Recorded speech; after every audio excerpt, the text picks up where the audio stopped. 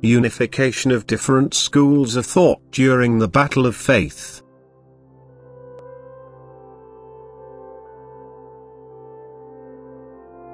The various schools of thought will, due to their deviation from each other, always quietly fight each other, inasmuch as each will try to lay claim to the truth and will therefore not want to accept the other.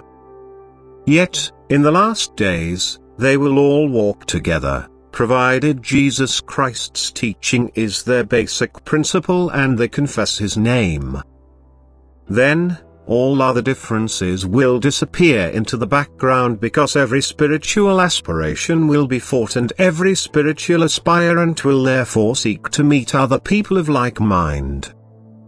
Thus, the teaching of Christ will emerge from every school of thought and their followers will belong to God's parish, to His church, which He Himself founded. They will belong to this church because of their faith in Jesus Christ, in spite of belonging to different schools of thought. Each one will discard external practices and customs and only pursue the inner connection with Jesus Christ, and each one will foster love, teach love and practice love.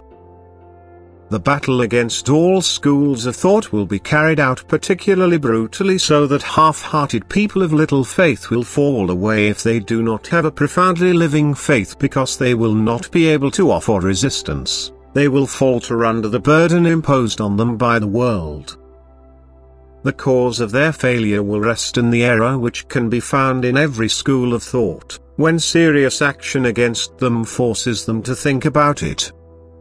Any person who lives within truth due to his loving actions and correct instruction by God's chosen servants will also muster the strength of faith and not waver during any hardship, because the truth will give him strength as well as perception.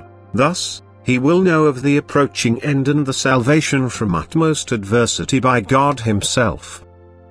However, he will not be able to find this perception through misguided teachings, and his faith will falter and desert him when he is confronted by the serious choice to either confess Jesus Christ before the world or to deny Him.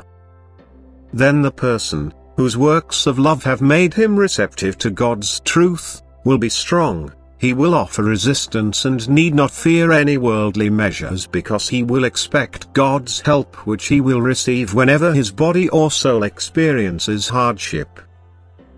Then the Church of Christ will only be small, and followers of every school of thought will seek refuge in it, and every hatchet will be buried, just as all outward appearances and ceremonial actions will fall by the wayside in view of the immense persecution which all followers will have to fear.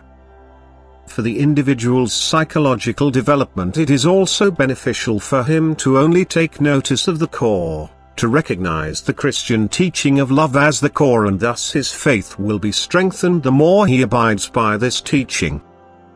The group of believers will get smaller. It will only be a small flock, but they will live in the truth, in the right knowledge, and they will survive the hardest trials of the last days and emerge as victors, because the Church of Christ will be victorious and embrace all who live in love and faith, who acknowledge Him before the world and are filled by His Spirit as a result of their continuous actions of love.